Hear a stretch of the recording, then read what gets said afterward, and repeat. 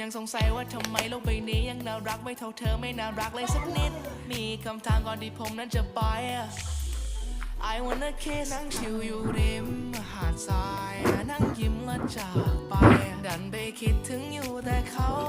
ไอเราไม่อยากจะเหงาความไปถึงเธอผ่านไลน์แล้วก็ผ่านไปมันวนเวียนไปอยู่อย่างนั้นเมื่อไรจะส่งมาหาตอนย้อนตาตอนย้อนตา